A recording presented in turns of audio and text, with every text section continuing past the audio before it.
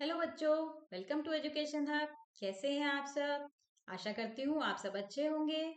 आज हम second class की इंग्लिश की बुक ब्रदन का यूनिट 4 लाइफ अराउंड अस का चैप्टर 3 करेंगे, जिसका नाम है द क्रो। यानी कि इसमें हम क्या पढ़ेंगे? एक क्रो की कोई स्टोरी होगी, उसके बारे में हम इसमें पढ़ेंगे। चलिए आप मेरे साथ साथ रिपीट कीजिएगा। There once was a crow. एक बार की बात है, एक कहीं पर एक कौवा रहता था। ही वॉज ब्लैक, और वो कैसा था? काले रंग का। एज यू नो, क्योंकि आपको पता है कि कौवे कैसे कलर का होता है?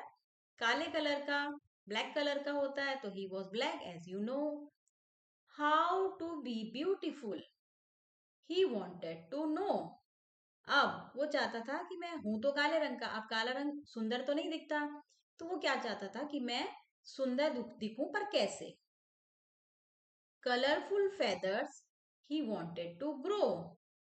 अब वो क्या चाहता था कि भाई मेरे जो पंख हैं वो कलरफुल हो जाएं। ब्लैक कलर तो अच्छा नहीं लगता सबको, तो वो चाहता था कि मेरे कलरफुल हो जाएंगे मेरे पंख, तो मैं कैसा दिखूंगा? सुंदर दिखने लगूंगा। He found one peacock feather. अब एक दिन क्या हुआ, वो एक बार ट्री में बैठा हुआ था, तो उसने क्या देखा नीचे पड़ा हुआ? उसने पीकॉक के फेदर्स देखे। He stuck it in his tail. अब उसने क्या किया? उन पंखों को, जो पंख पड़े हुए थे, उनको अपनी पूंछ पर लगा लिया। Then he found another. फिर उसको एक और दिखा। He picked up all without fail. और फटाफट बिना देरी किए उसने क्या किया? उसको उठा लिया। He stuck them in his wings. और उसने क्या किया? उनको अपने पंखों में फंसा लिया। Put one on his head. और एक को उसने अपने सर पर लगा लिया। I am now beautiful, he danced and said. अब उसने क्या किया? जब पंख लगा लिए तो उसको लगा मैं तो बहुत सुंदर हो गया हूँ, और वो अच्छे से खुशी में नाचने लगा। The other cross laughed at him. अब जो बाकी कौवे ने देखा, तो वो उस पर हंसने लगे कि ये देखो क्या नाटकबाजी कर रहा है, मोर के पंख लगा लिए और सोच रहा है मैं सुंदर हो गया या मैं मोर बन गया हूँ।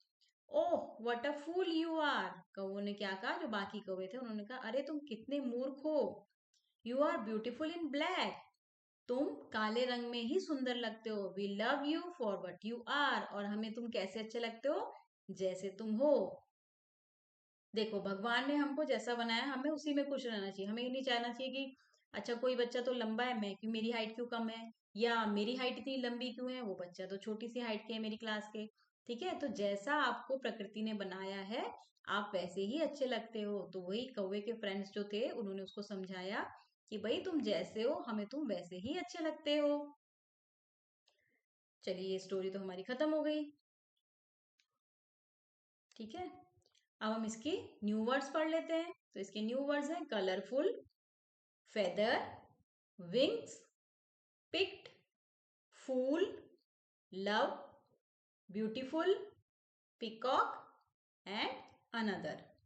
ठीक है, एक बार फिर से पढ़ेंगे। Colourful, feather, wings, picked, fool, love, beautiful, peacock, another.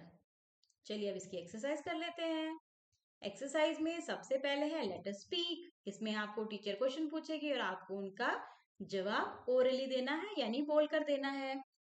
तो क्वेश्चन है, which birds do you see around your house और नियर योर स्कूल। आप कौन कौन सी बर्ड्स ऐसी हैं जो आपको दिखती हैं? कहाँ? अपने घर के आसपास, या फिर कहाँ पर? अपने स्कूल के आसपास।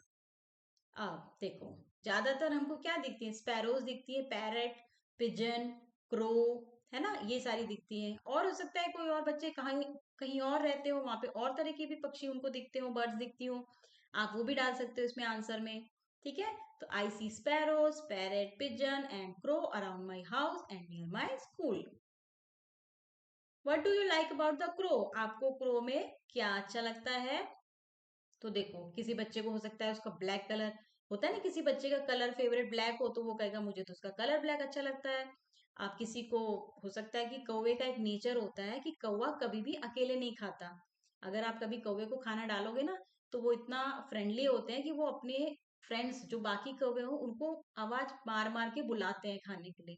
ठीक है, हो सकता है आपको वो उसका नेचर अच्छा लगता हो, तो आप इसमें अपना आंसर दे सकते हैं। अब जैसे मैंने उसी नेचर के बारे में लिखा, I like crow nature as he never eats alone, वो कभी भी खाली अकेला नहीं खाता। He always share his food with other crows, वो हमेशा बाकी कौवों को बुलाता है और उनको उनके साथ ही खाता है।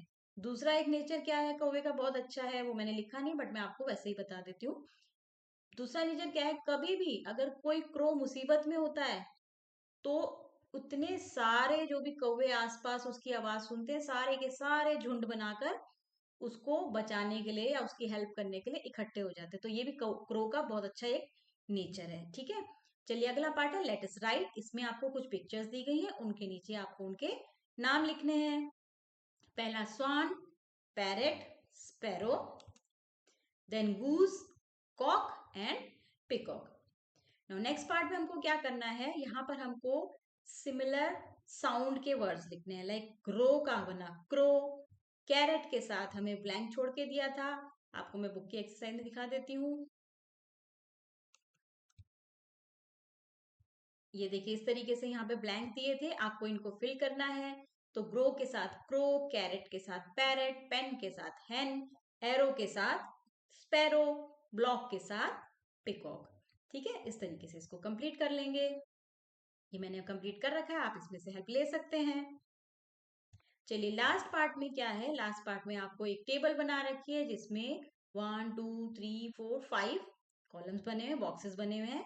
इसमें कुछ वर्ड लिखा है, इसमें काफी सारे लिखे हैं, इसमें भी 2 अलग अलग वर्ड्स लिखे हैं, इनको मैच करते हुए आपको कंप्लीट करना है। ठीक है, तो मैं आपको थोड़ा सा हेल्प कर देती हूँ इसमें। टुडे, पहले यहां से टुडे लिया, today I will go to a village, इस तरीके से ज्वाइन करते बनाएंगे। नेक्स्ट बनाया है today we will go to a village या स्कूल।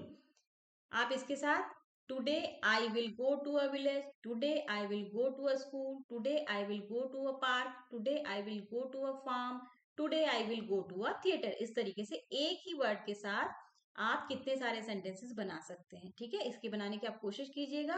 बाकी मैंने हर एक एक का एक एक सेंटेंस बनाया है, आप एक के साथ like today we will go to a village, फिर इसी का बना सकते हैं today we will go to a school, today we will go to a park. इस तरीके से आप सेंटेंसेस बनाएंगे।